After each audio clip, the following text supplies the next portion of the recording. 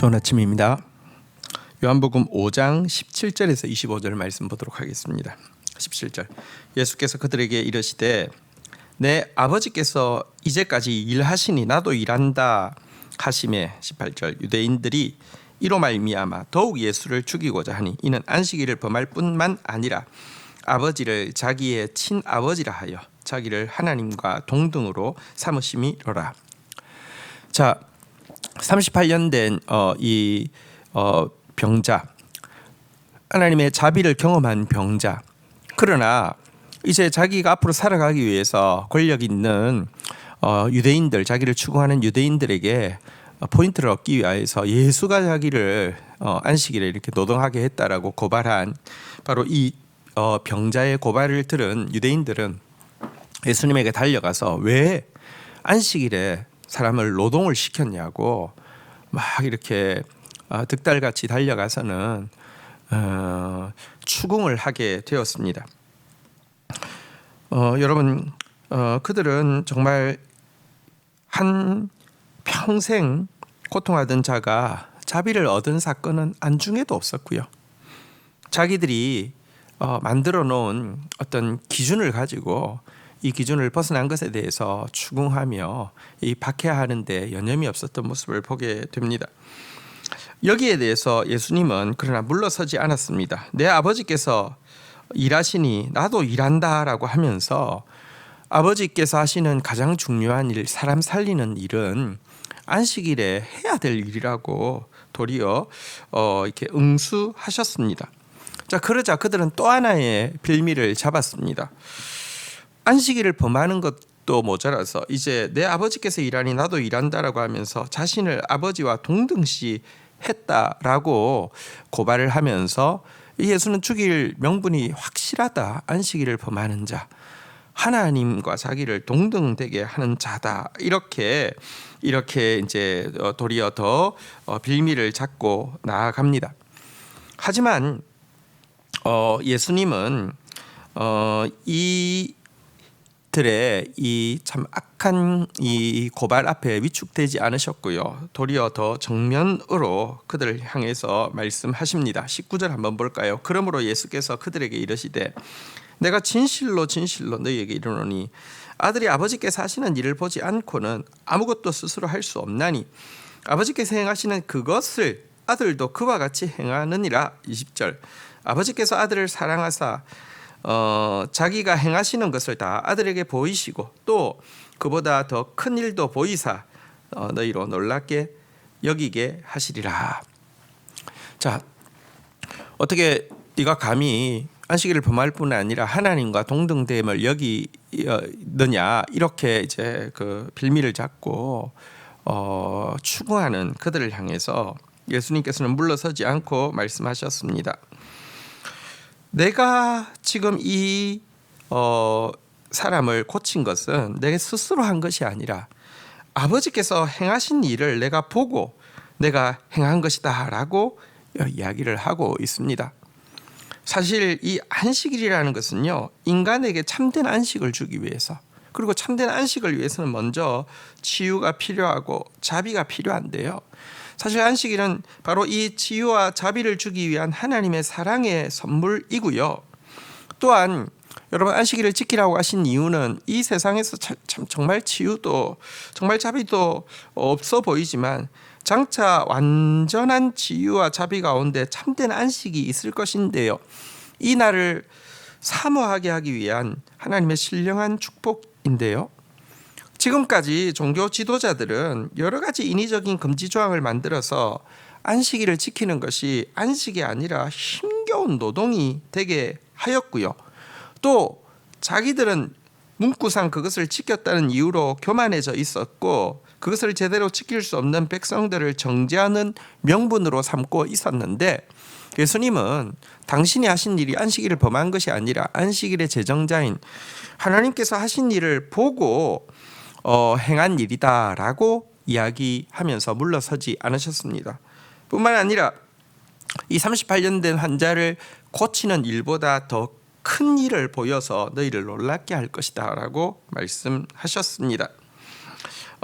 이것은 이제 예수님을 죽은 자 가운데서 다시 살리심으로 말미암아 또 인간의 죄를 대신하여 죽으신 주님, 인간이 겪을 모든 일들을 겪으신 주님으로 하여금 구원의 주와 심판의 주가 되게 하심으로 말미암아 모든 사람을 놀라게 하실 것이라는 의미입니다.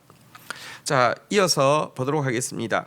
21절, 아버지께서 죽은 자를 일으켜 살리심 같이 아들도 자기가 원하는 자를 살리느니라. 22절, 아버지께서 아무도 심판하지 아니하시고 심판을 다 그 아들에게 맡기셨으니. 23절, 이는 모든 사람으로 아버지를 공경하는 것이 아들을 하는 것 같이 아들을 공경하게 하려 하심이라.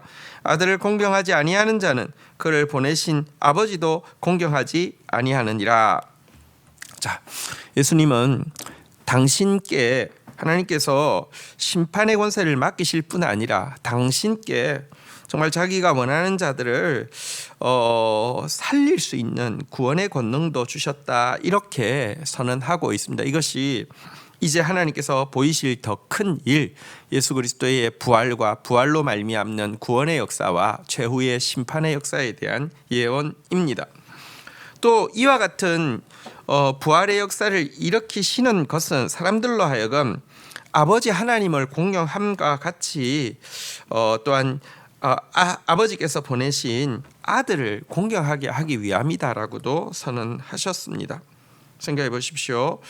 정말 하나님의 본체이시고 하나님께서 이 세상에 자비를 베풀기 위해서 보내신 아들 예수님을 공경하지 않는 자는 결코 그를 보내신 하나님을 공경할 수 없습니다.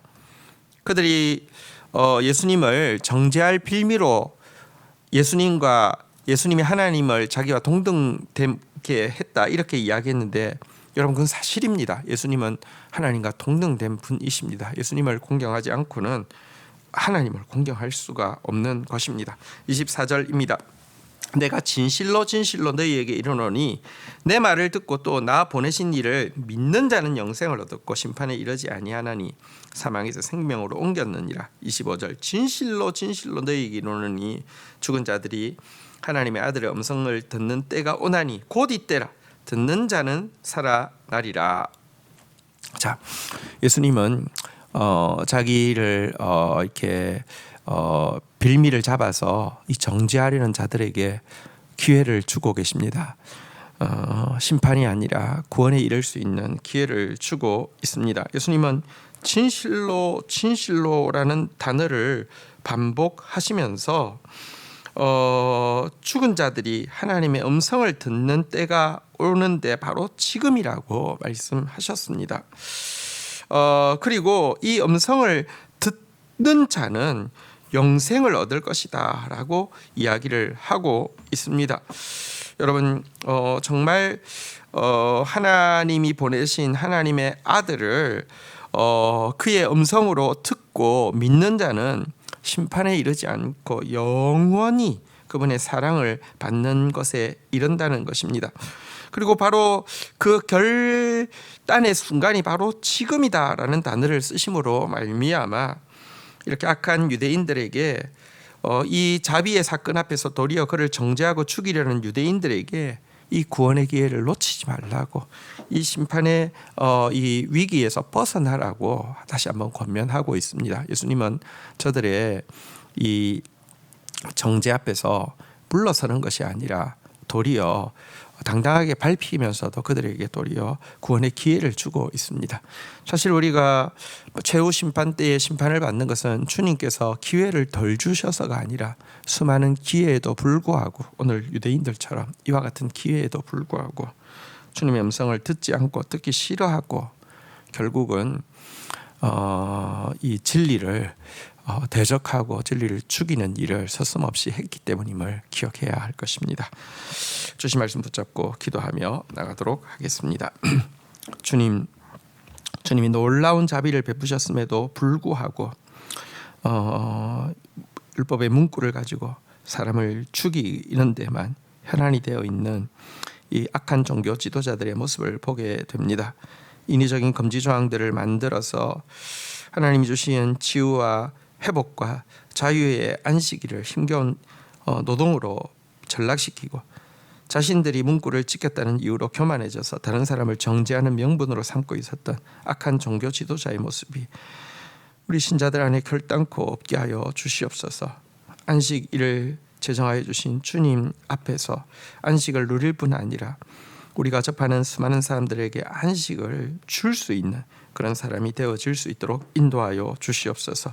이 악한 유대인들에게도 끝까지 장차 부활의 사건과 구원과 심판의 갈림길에 설 것을 아시기에 끝까지 기회를 주시면서 아들의 음성을 들을 때가 오나니 곧 이때라고 하시면서 듣는 자는 살아나리라고 구원의 길로 초청하고 계신 주님, 지금이 바로 주님의 음성을 들을 때이며 지금이 바로 살아서 회복하며 변화되어질 때라는 사실을 잊지 않게 해 주시고 주님 마음을 부드럽게 하여서 정말 구원의 길을 붙잡는 자 되어지지 마음을 강팍하게 함으로 말미암아 심판에 서는 자 되지 않도록 은혜를 더하여 주옵소서. 예수 그리스도의 이름으로 기도 올립니다. 아멘.